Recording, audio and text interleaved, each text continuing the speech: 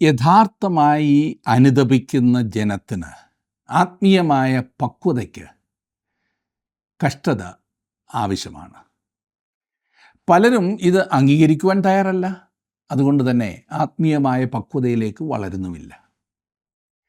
ദൈവത്തിൻ്റെ നന്മയിൽ കഷ്ടതയുടെ അനുഭവം അനുഗ്രഹത്തിൻ്റെയും യഥാസ്ഥാനത്തിൻ്റെയും അനുഭവമാണ്.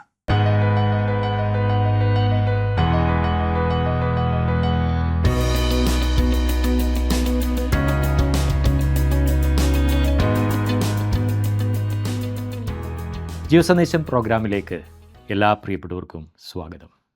യിരെമ്യാ പ്രവാചകൻ്റെ പുസ്തകമായിരുന്നല്ലോ കഴിഞ്ഞ ദിവസങ്ങളിൽ നമ്മൾ പഠിച്ചുകൊണ്ടിരുന്നത്.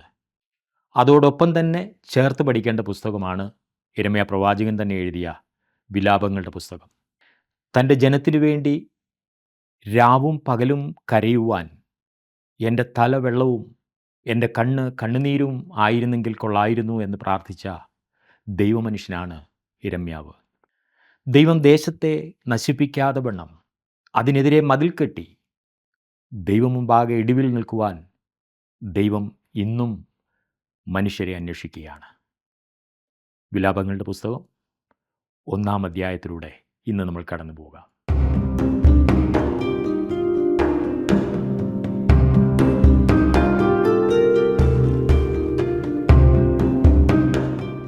യിരെമ്യാവിൻ്റെ പ്രവചനത്തിൻ്റെ തുടർച്ചയായി വിലാപങ്ങളുടെ പുസ്തകം വരുന്നത് സ്വാഭാവികം തന്നെയാണ്. കരയുന്ന പ്രവാചകൻ്റെ യഥാർത്ഥ അവസ്ഥ വ്യക്തമാക്കിയിരിക്കുന്ന ഒരു ചെറിയ പുസ്തകം അത്രേ വിലാപങ്ങൾ. യിരെമ്യാവിൻ്റെ ആത്മാവ് തുറന്നു കാട്ടിയിരിക്കുന്ന ഒരു പുസ്തകം എന്ന് വേണമെങ്കിൽ ഇതിനെ പറയാം. ഇത് യിരെമ്യാവിൻ്റെ വിലാപങ്ങളാകുന്നു. യിരെമ്യാ പ്രവാചകൻ തകർന്ന ഹൃദയത്തോടെ കരയുകയാണ്. അവൻ്റെ കരച്ചിൽ തനിക്ക് വേണ്ടിയല്ല, തൻ്റെ രാജ്യത്തിന് വേണ്ടി. തൻ്റെ രാജ്യത്തിന് എന്ത് സംഭവിക്കുവാൻ പോകുന്നു എന്നത് അവനെ വളരെ വേദനിപ്പിക്കുന്നു. അതവന് വളരെ വ്യക്തമായിട്ടറിയാം. അത് എന്തുകൊണ്ടാണ് അങ്ങനെ സംഭവിക്കുവാൻ പോകുന്നത് എന്നും അവനറിയാം. ദൈവത്തിൻ്റെ ശിക്ഷാവിധി ജനത്തിന്മേൽ വരുന്നത് അവന് കാണുവാൻ കരുത്തില്ല.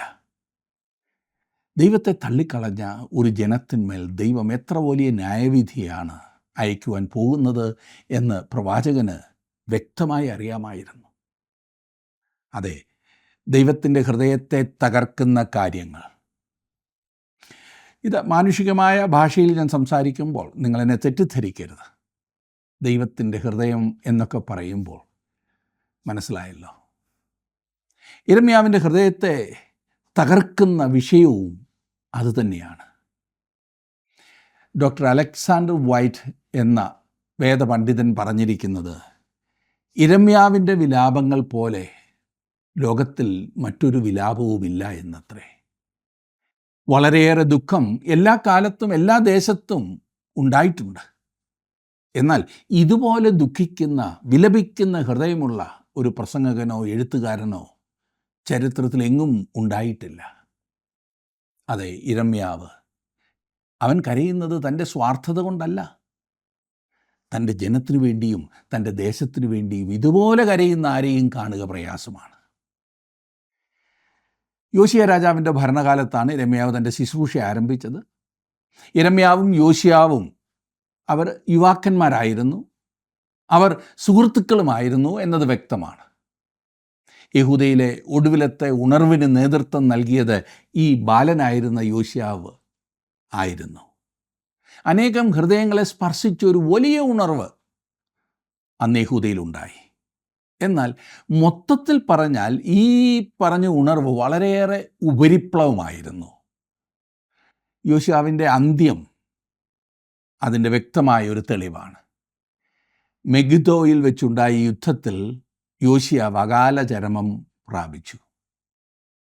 യോശിയാവ് ഒരിക്കലും പോകരുതാഞ്ഞ യുദ്ധത്തിൽ വെച്ചാണ് അവൻ കൊല്ലപ്പെട്ടത് എന്നോർക്കണം. ഈ ശോചനീയമായ അവസ്ഥയ്ക്ക് ശേഷവും യിരെമ്യാ പ്രവാചകൻ തൻ്റെ ശുശ്രൂഷ തുടർന്നുകൊണ്ടിരുന്നു.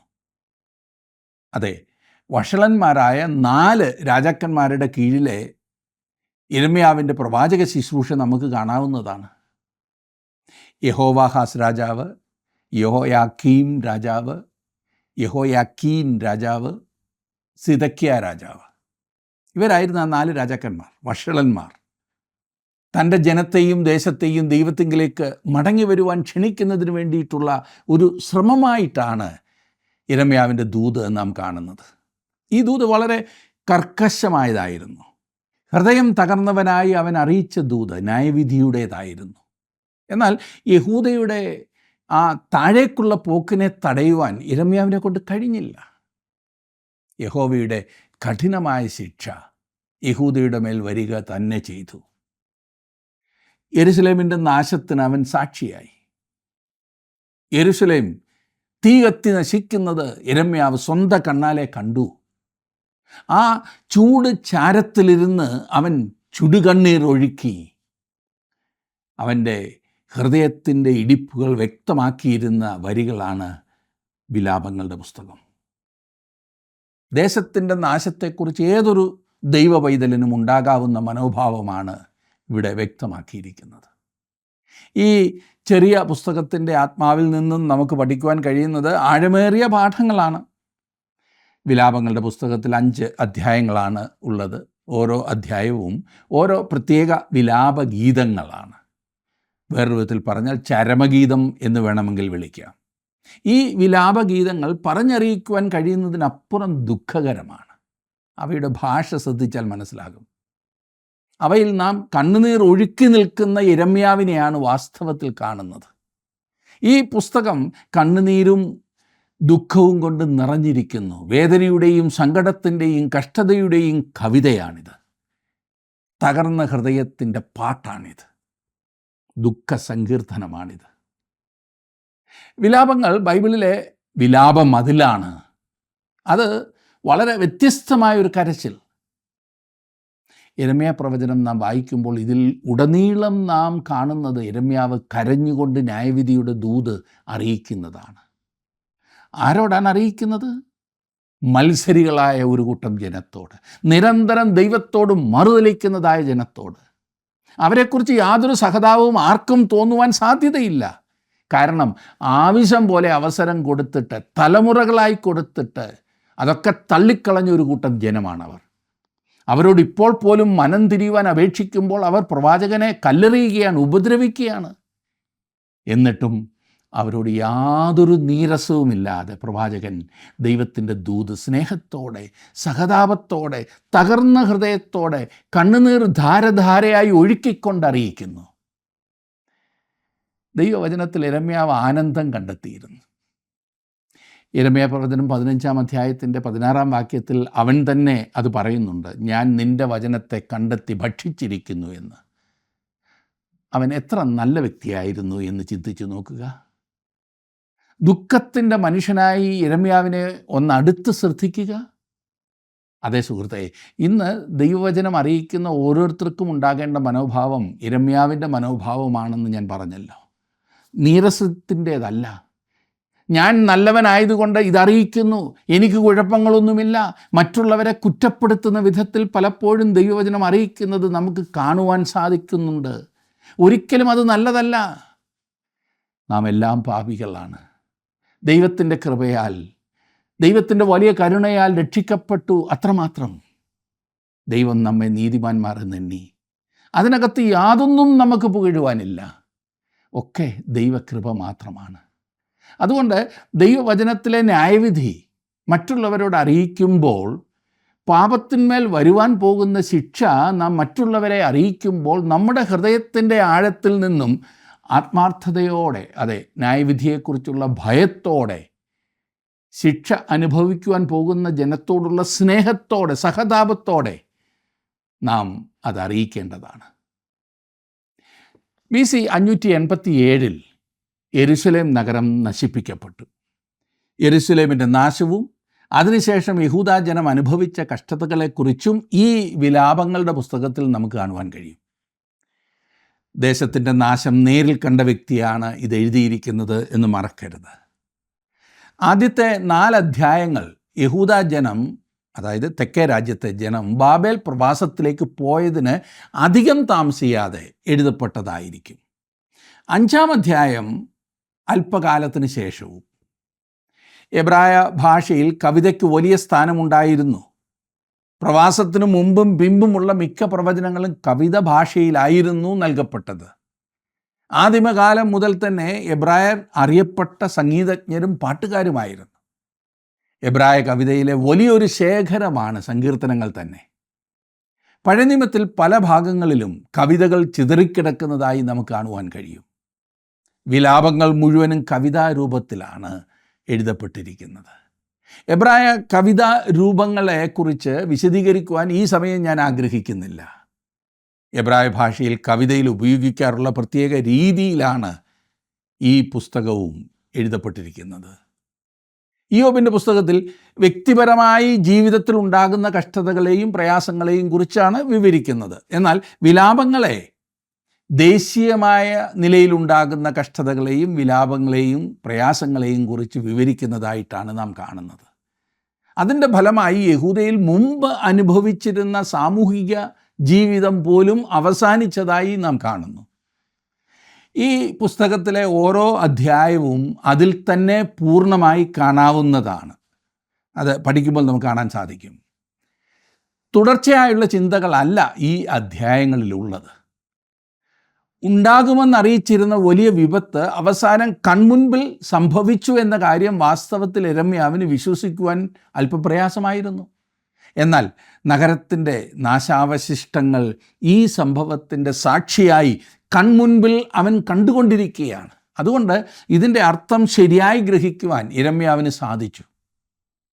യിരെമ്യാവിന് യഹൂദയുടെ നാശത്തിൻ്റെ കാരണം കണ്ടുപിടിക്കുക വിഷമമുള്ള കാര്യമായിരുന്നില്ല. യഹൂദ ജനം വർഷങ്ങളായി വിശ്വാസത്യാഗികളായിരുന്നു. അത് യിരെമ്യാവിനറിയാം. അവൻ ജീവനുള്ള സത്യദൈവത്തെ അനുസരിക്കുക എന്ന് അവരോടറിയിച്ചു. എന്നാൽ അവർ അത് ഉപേക്ഷിച്ച് മിഥ്യാമൂർത്തികളുടെ പിന്നാലെ പോയി. അതുമാത്രമല്ല, ഇതേ കാരണത്തിന് വടക്കേ ദേശത്തിന് സംഭവിച്ചതായ ഭവിഷ്യത്ത് കണ്ട് പഠിക്കുവാൻ യഹൂദ കൂട്ടാക്കിയതുമില്ല. ദൈവനിയമത്തിലെ വ്യവസ്ഥകൾ പാലിക്കുവാൻ ഈ ജനം തയ്യാറായില്ല. ഇപ്പോൾ യഹൂദയ്ക്കും അതേ അവസ്ഥയാണ് വന്നിരിക്കുന്നത്. ദൈവം പാപത്തോട് എങ്ങനെ പ്രതികരിക്കുന്നു എന്നും വിശുദ്ധനും നീതിമാനുമായ ദൈവം പാപത്തിന് കൊടുക്കുന്ന കഠിനമായ ശിക്ഷ എന്താണെന്നും പെട്ടെന്ന് എല്ലാവരും ചിന്തിക്കുവാൻ തുടങ്ങി. ഈ വിധത്തിൽ ദൈവനീതിയെ ഈ പുസ്തകത്തിൽ വെളിപ്പെടുത്തുന്നു. നിയമത്തിൻ്റെ ബന്ധത്തിൽ ദൈവം നീതിയോടെ പ്രവർത്തിക്കുന്നു. മനുഷ്യനല്ല, ദൈവമാണ് ചരിത്രത്തിലെ കേന്ദ്ര വ്യക്തി എന്ന് ഇയ്യോബിൻ്റെ പുസ്തകത്തിൽ എന്ന പോലെ ഇവിടെയും ചൂണ്ടിക്കാണിക്കപ്പെടുന്നു. വാസ്തവത്തിൽ യഹൂദയ്ക്ക് വന്നതായ വിപത്ത് ഒഴിവാക്കാമായിരുന്നു. ജനങ്ങൾ തന്നെയാണ് അതിനുള്ള കാരണം ഒരുക്കിയത്. ദൈവത്തിൻ്റെ വ്യവസ്ഥയെയും നിയമത്തിൻ്റെ കൽപ്പനകളും അവർ ഉപേക്ഷിച്ച് അന്യജാതിക്കാരുടെ മര്യാദകൾ അനുസരിച്ച് ജീവിക്കുവാൻ അവർ തീരുമാനിക്കുകയാണ് ചെയ്തത്.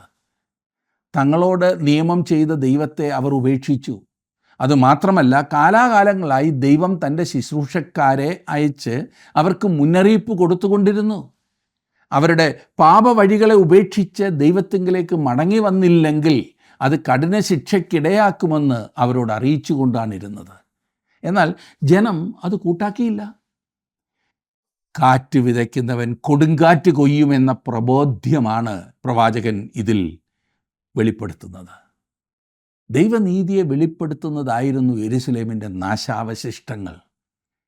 ദേശീയമായ പാപമാണ് ഈ നാശത്തിന് കാരണമെന്ന് അംഗീകരിക്കുകയും അതുതന്നെ കുറ്റബോധത്തിലേക്ക് നയിക്കുകയും ചെയ്തു എന്ന് നാം കാണുന്നു. 1-ാം അധ്യായത്തിൻ്റെ 8-ാം വാക്യവും 2-ാം അധ്യായത്തിൻ്റെ 14-ാം വാക്യവും 3-ാം അധ്യായത്തിൻ്റെ 40-ാം വാക്യവുമൊക്കെ അതാണ് വ്യക്തമായി കാണിച്ചു തരുന്നത്. ദേശീയമായ പാപമാണ് ഈ നാശത്തിന് കാരണമെന്ന് അംഗീകരിക്കുകയും അത് കുറ്റബോധത്തിലേക്ക് നയിക്കുകയും ചെയ്ത അവസ്ഥ. അങ്ങനെ യിരെമ്യാവ് ഈ വിശ്വാസത്യാഗികളായ ജനത്തിനു വേണ്ടി പാപം മുഴുവൻ സമ്മതിക്കുന്നു. അതാണ് ക്ഷമയ്ക്കും യഥാസ്ഥാനത്തിനുമായുള്ള ആദ്യപടി. ഇത്ര ക്രൂരമായി പ്രവർത്തിച്ചതിന് ദൈവത്തെ പ്രവാചകൻ ചോദ്യം ചെയ്യുന്നതായി പോലും 2-ാം അധ്യായം വായിച്ചാൽ നമുക്ക് തോന്നും. ദൈവനീതിയോടൊപ്പം ദൈവന്യായവിധിയും അനിവാര്യമാകുന്നു. ഈ കാര്യം യിരെമ്യാവ് അതേ സമയം തന്നെ മനസ്സിലാക്കുകയും ചെയ്തു. യിരെമ്യാവ് ഈ അന്ധകാരത്തിൻ്റെ മധ്യത്തിലും പ്രത്യാശയുടെ കിരണങ്ങൾ കാണുന്നു എന്നതാണ് മനോഹരം. യഹൂദ ചിതറപ്പെട്ടു എങ്കിലും അവരുടെ അവസ്ഥ യഥാസ്ഥാനപ്പെടുവാൻ കഴിയാത്ത വിധം മോശമല്ല എന്ന് കാണിക്കുന്നു. ദൈവം എല്ലായ്പ്പോഴും തൻ്റെ നിയമവ്യവസ്ഥകൾ പാലിക്കുന്നവനാണെന്ന് യിരെമ്യാവിന് നല്ല ബോധ്യമുണ്ടാകുന്നു. ഈ വിലാപങ്ങളുടെ പുസ്തകം 3-ാം അധ്യായത്തിൻ്റെ 19 മുതൽ 39 വരെയുള്ള വാക്യങ്ങളിൽ അത് വ്യക്തവുമാണ്. നമുക്കൊക്കെ സുപരിചിതമായൊരു ഭാഗമാണത്. അതുകൊണ്ട് ആ ദൈവത്തിൽ ആശ്രയിക്കുന്നതിനും വിശ്വാസത്യാഗികളായ മനുഷ്യരുടെ പാപങ്ങളെ ക്ഷമിച്ച് അവരെ യഥാസ്ഥാനപ്പെടുത്തണമെന്ന് ദൈവത്തോട് പ്രാർത്ഥിക്കുവാൻ കഴിയുമെന്നുമാണ് ഇവിടെ വ്യക്തമാക്കിയിരിക്കുന്നത്. കഷ്ടതയുടെ നല്ല വശം ഇയ്യോബിനെ പോലെ ഇവിടെയും നമുക്ക് കാണുവാൻ കഴിയും. യഥാർത്ഥമായി അനുതപിക്കുന്ന ജനത്തിന് ആത്മീയമായ പക്വതയ്ക്ക് കഷ്ടത ആവശ്യമാണ്, അനിവാര്യമാണ്. പലരും ഇത് അംഗീകരിക്കുവാൻ തയ്യാറല്ല. അതുകൊണ്ട് തന്നെ ആത്മീയമായ പക്വതയിലേക്ക് വളരുന്നുമില്ല. ദൈവത്തിൻ്റെ നന്മയിൽ കഷ്ടതയുടെ അനുഭവം അനുഗ്രഹത്തിൻ്റെയും യഥാസ്ഥാനപ്പെടലിൻ്റെയും അനുഭവമാണ്. ഈ വിധത്തിലുള്ള ചിന്ത നിയമബന്ധത്തിൽ ഉൾപ്പെടുന്നുണ്ട്. ദൈവം തൻ്റെ ജനത്തെ പൂർണ്ണമായി തള്ളിക്കളയുകയില്ല. 1-ാമത്തെ വിലാപഗീതം ദുഃഖകരമായ ഒരു കുറിപ്പോടുകൂടിയാണ് ആരംഭിക്കുന്നത്. യിരെമ്യാവ് വിലപിക്കുന്നത് ശ്രദ്ധിച്ചാലും 1-ാം അധ്യായത്തിൻ്റെ 1-ാം വാക്യം, അയ്യോ, ജനപൂർണയായിരുന്ന നഗരം ഏകാന്തയായിരിക്കുന്നതെങ്ങനെ? ജാതികളിൽ മഹതിയായിരുന്നവൾ വിധവയെപ്പോലെ ആയതെങ്ങനെ? സംസ്ഥാനങ്ങളുടെ നായികയായിരുന്നവൾ ഊഴിയവേലക്കാരത്തിയായതെങ്ങനെ? എല്ലാം ചോദ്യം തന്നെയാണല്ലേ. അതിൻ്റെ ഉത്തരം യിരെമ്യാവ് പറയുവാൻ പോകുകയാണ്. വലിയ യെരൂശലേം പട്ടണം വീണു കഴിഞ്ഞിരിക്കുന്നു. എന്താണ് അതിനുള്ള വിശദീകരണം? യിരെമ്യാവ് വലിയ 2 പ്രസ്താവനകൾ നടത്തുന്നു. അതിലൂടെ ഈ പ്രത്യേക സാഹചര്യത്തെ മനസ്സിലാക്കുവാൻ നമുക്ക് സാധിക്കും. അത് 8-ാം വാക്യത്തിൽ നമുക്ക് കാണാം. 8-ാം വാക്യം, യെരൂശലേം കഠിന പാപം ചെയ്തിരിക്കൊണ്ട് മലിനയായിരിക്കുന്നു. അവളെ ബഹുമാനിച്ചവരൊക്കെയും അവളുടെ നഗ്നത കണ്ടിട്ട് അവളെ നിന്ദിക്കുന്നു. അവളോ നെടുവീർപ്പിട്ടുകൊണ്ട് പിന്നോക്കം തിരിയുന്നു. യെരൂശലേം കഠിന പാപം ചെയ്തിരിക്കുന്നു. പട്ടണത്തിൻ്റെ വീഴ്ചയുടെ 1-ാമത്തെ കാരണം ഇതത്രേ. അവളുടെ നഗ്നത വെളിപ്പെട്ടിരിക്കുന്നു. എത്ര ഭയങ്കരമായൊരു ചിത്രമില്ലേ? ഇനി 12-ാം വാക്യത്തിൽ നാം വായിക്കുന്നത്, കടന്നു പോകുന്ന ഏവരുമായുള്ളവരെ, ഇത് നിങ്ങൾക്ക് ഏതുമില്ലയോ? യഹോവ തൻ്റെ ഉഗ്രകോപ ദിവസത്തിൽ ദുഃഖിപ്പിച്ചിരിക്കുന്ന എനിക്ക് അവൻ വരുത്തിയ വ്യസനം പോലെ ഒരു വ്യസനമുണ്ടോ എന്ന് നോക്കുവീൻ. ദൈവത്തിൻ്റെ ഭയങ്കരമായ കോപത്തെക്കുറിച്ച് കേൾക്കുവാൻ മനുഷ്യർക്ക് ഇന്ന് താല്പര്യമില്ല. സാധാരണ സുവിശേഷ പ്രസംഗങ്ങളിൽ നിന്നും ആ ഭാഗം ഇന്ന് പലരും വിട്ടുകളഞ്ഞിരിക്കുന്നതായി കാണുന്നു. അത് പറയണമെന്ന് ഞാൻ ശഠിച്ചാൽ ഒരുപക്ഷെ താങ്കൾക്ക് താങ്കളുടേതായ ഒരു ന്യായീകരണം കണ്ടെന്ന് വന്നേക്കാം. എന്നാൽ യാഥാർത്ഥ്യം മറച്ചുവെച്ചല്ലേ ഇന്ന് കാര്യങ്ങൾ അവതരിപ്പിക്കുന്നത് എന്ന് ഞാൻ ചോദിച്ചാൽ എന്താണ് മറുപടി? യാഥാർത്ഥ്യം മറച്ചുവെച്ചല്ലേ ഇന്ന് ആളെ കൂട്ടുവാൻ ശ്രമിക്കുന്നത്? ക്രിസ്തുവിങ്കിലേക്ക് കടന്നു വരൂ, പിന്നെ യാതൊന്നിനും യാതൊരു കുഴപ്പവും കാണില്ല, കുറവുണ്ടാകില്ല എന്ന് പറയുക. അതെ, സമൃദ്ധിയുടെ ഈ സുവിശേഷം കള്ളത്തരം മാത്രമാകുന്നു എന്ന് മറക്കരുത്.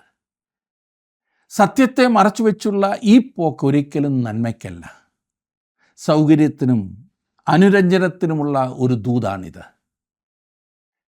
നരച്ച താടിയും തടവി കൈനിറയെ സമ്മാനങ്ങൾ തരുവാൻ കാത്തിരിക്കുന്നൊരു ക്രിസ്മസ് അപ്പൂപ്പനാണ് അനേകർക്കും ദൈവം തമ്പുരാൻ. ന്യായവിധിയെക്കുറിച്ചും ദൈവകോപത്തെക്കുറിച്ചും ഒക്കെ പറഞ്ഞാൽ കേൾക്കുവാൻ ലോകക്കാർ വരില്ല എന്ന ഉപാധിയാണ് പല പ്രസംഗകരും നിരത്താറുള്ളത്. നഷ്ടപ്പെട്ട ലോകത്തെ നേടുവാനാണ് യിരെമ്യാവ് ശ്രമിച്ചതെന്ന് ഓർക്കണം. ആ കാര്യത്തിൽ അവൻ വലിയ വിജയമൊന്നുമല്ലായിരുന്നു എന്നത് വ്യക്തമാണ്. എന്നാൽ അവൻ നൽകണമെന്ന് ദൈവം അവനെക്കുറിച്ച് ആഗ്രഹിച്ചതുപോലെ അവൻ ദൈവത്തിൻ്റെ ആലോചന ജനങ്ങൾക്ക് നൽകി. അതിനേക്കാൾ ഏറെ എന്തൊരു സംതൃപ്തിയാണ് വേണ്ടത്? ദൈവം യഹൂദയെ അവളുടെ പാപം നിമിത്തം ശിക്ഷിച്ചു. അവൻ ഇന്നും പാപത്തെ ശിക്ഷിക്കും എന്ന് മറക്കരുത്. അതുകൊണ്ട് ദൈവവചനം അറിയിക്കുന്നവർ വളരെയേറെ ശ്രദ്ധിക്കണം. ഞാൻ ഇനിയും 1-ാം അധ്യായത്തിൻ്റെ 18-ാം വാക്യം കൂടി വായിക്കാം. യഹോവ നീതിമാൻ, ഞാൻ അവൻ്റെ കൽപ്പനയോട് മത്സരിച്ചു. സകല ജാതികളുമായുള്ളവരെ കേൾക്കണമേ, എൻ്റെ വ്യസനം കാണണമേ. എൻ്റെ കന്യകമാരും യൗവനക്കാരും പ്രവാസത്തിലേക്ക് പോയിരിക്കുന്നു. യെരൂശലേമിൻ്റെ നാശത്തെ കണ്ട് യിരെമ്യാവ് ഏകനായി വിലപിക്കുന്നു. വെണ്ണീരിലിരുന്നാണ് അവൻ കരയുന്നത്. അതെ, നഗരത്തിൻ്റെ ചാരത്തിലിരുന്ന് അവൻ കരയുന്നു. എന്തുകൊണ്ടാണ് ഈ പട്ടണം നശിപ്പിക്കപ്പെട്ടത്? പട്ടണം പാപം ചെയ്തു. ചെറിയ പാപമല്ല, കഠിന പാപം. 2-ാമത്തെ വിശദീകരണം, യഹോവ നീതിമാൻ. ദൈവം അത് ചെയ്തു. താൻ ചെയ്തതിൽ ദൈവം ശരിയുമാകുന്നു. ദൈവം ചെയ്തത് ന്യായമാണ്. ഇത് മനസ്സിലാക്കുവാൻ പ്രയാസമാണ് അല്ലേ? ഈ വിഷയത്തെ കൈകാര്യം ചെയ്യുവാൻ എനിക്കും കഴിയില്ല എന്നാണ് ഞാൻ മനസ്സിലാക്കുന്നത്. ഈ പ്രവാചകൻ്റെ ദുഃഖത്തിൻ്റെ വക്കത്ത് നിൽക്കുക മാത്രമാണ് എന്നെക്കൊണ്ട് കഴിയുന്നത്. അവിടെ നിന്നുകൊണ്ട് എനിക്ക് അകത്തേക്ക് പ്രവേശിക്കുവാൻ കഴിയില്ല എന്ന് മനസ്സിലാക്കുക. മതിലിന് മുകളിലൂടെ അവൻ്റെ തോട്ടത്തിലേക്ക് നോക്കുക മാത്രമാണ് എന്നെക്കൊണ്ട് കഴിയുന്നത്. അതല്ലാതെ തോട്ടത്തിൽ അങ്ങോട്ടും ഇങ്ങോട്ടും നടക്കുവാൻ എനിക്ക് കഴിയില്ല സുഹൃത്തെ.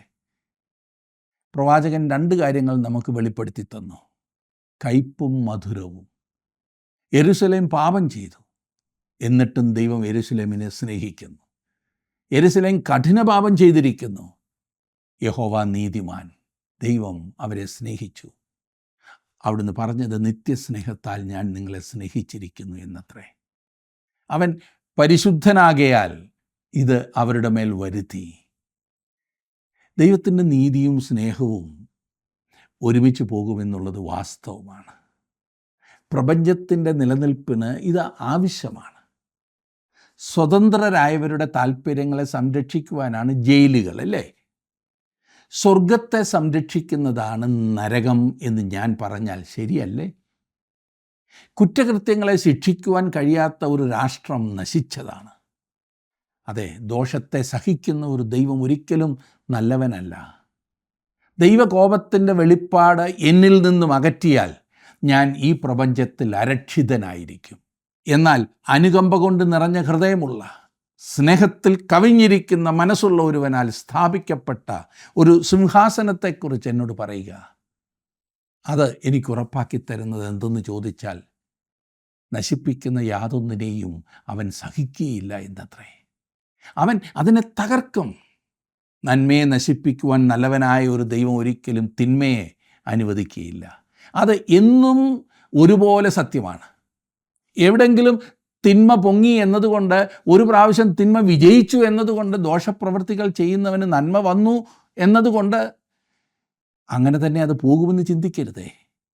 അങ്ങനെ ഒരു താൽക്കാലിക കാഴ്ചയിൽ മയങ്ങി ദോഷപ്രവൃത്തികളിൽ താങ്കൾ വീണെന്നാൽ നിത്യനാശത്തിൻ്റെ വഴിയിലാകുന്നു താങ്കൾ. അത് മറക്കരുത്.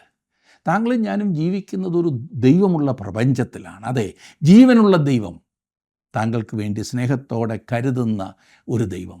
എന്നാൽ അതിനോട് ചേർത്ത് എനിക്ക് പറയുവാനുള്ളത്, താങ്കൾ അവന് പുറംതിരിഞ്ഞെന്നാൽ അവിടുന്ന് താങ്കളെ സ്നേഹിക്കുമ്പോൾ തന്നെ താങ്കളെ ശിക്ഷിക്കും, ശിക്ഷണത്തിൽ കൊണ്ടുവരും. മനുഷ്യരായ നമ്മൾ നമ്മുടെ ഭവനങ്ങളിൽ, നമ്മുടെ സ്വാതന്ത്ര്യത്തിലുള്ള ഓരോ രംഗത്തും ഇത് തന്നെയല്ലേ ചെയ്യാറുള്ളത്? പ്രത്യേകിച്ച് നമ്മുടെ മക്കളോട്. അതെ, അവൻ ഈ പ്രപഞ്ചത്തിൻ്റെ നീതിമാനായ ദൈവമാകുന്നു, പിതാവാകുന്നു. അതെല്ലാം എനിക്ക് മനസ്സിലാകുമെന്ന് പറഞ്ഞാൽ അത് ശരിയാകില്ല. എന്നാൽ അവൻ്റെ വചനത്തിൽ അവൻ പറഞ്ഞിരിക്കുന്നത് എന്തെന്ന് എനിക്കറിയാം. അവൻ സ്നേഹത്തിൻ്റെ ദൈവവും നീതിയുടെ ദൈവവും വിശുദ്ധിയുടെ ദൈവവുമായ ദൈവമാകുന്നു. അതുകൊണ്ട് അവൻ എന്നെ ശിക്ഷണത്തിൽ കൊണ്ടുവരും. അതുകൊണ്ടാണ് നരകമുള്ളതെന്ന് ഒരു ദിവസം അവൻ നമുക്ക് വ്യക്തമാക്കി തരും. പ്രപഞ്ചം മുഴുവനും, അതെ, സാത്താൻ ഉൾപ്പെടെ എല്ലാം അംഗീകരിക്കുന്ന ഒരു വസ്തുത എന്തെന്നാൽ, ദൈവം ചെയ്യുന്ന സകലത്തിലും ദൈവം നീതിമാനും ന്യായമായി പ്രവർത്തിക്കുന്നവനുമാകുന്നു എന്നത്രേ. അവനെ ചോദ്യം ചെയ്യാതിരിക്കുന്നതാണ് നമുക്കെപ്പോഴും നല്ലത്. ദൈവം ചെയ്യുന്നതിന് കാരണം അവിടുന്ന് നീതിമാനായ ദൈവമായതിനാലാണ്.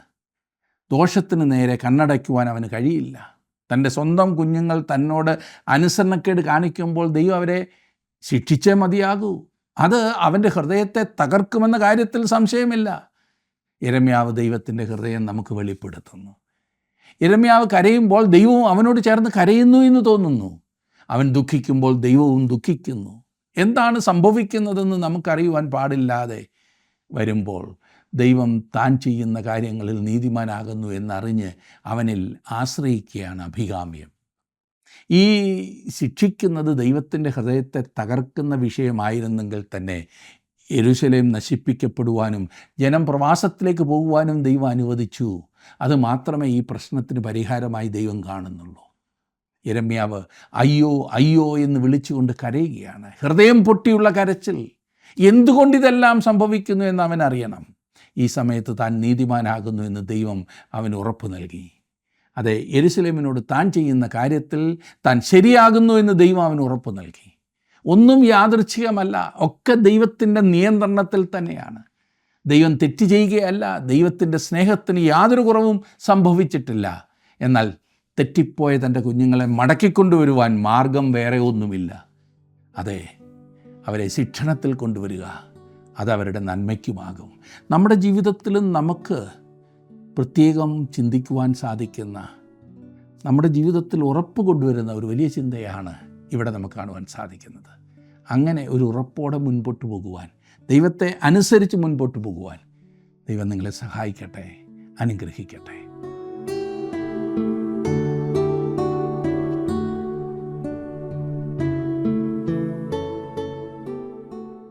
ഒരു സമൂഹത്തിൻ്റെ പാപത്തിൻ്റെ പരിണിതഫലം ദൂരവ്യാപകമായിരിക്കും. അവർ പാർക്കുന്ന ദേശത്ത് പോലും അതിൻ്റെ പ്രതിഫലനം ദർശിക്കുവാൻ സാധിക്കും. ദൈവം സംസാരിച്ചപ്പോൾ ശ്രദ്ധിക്കാതെയും ദൈവം വിളിച്ചപ്പോൾ ചെവി കൊടുക്കാതെയും ഇരുന്ന ജനം ദൈവത്തെ വിളിക്കുമ്പോൾ ദൈവവും തൻ്റെ മുഖം തിരിച്ചു കളയുന്നു.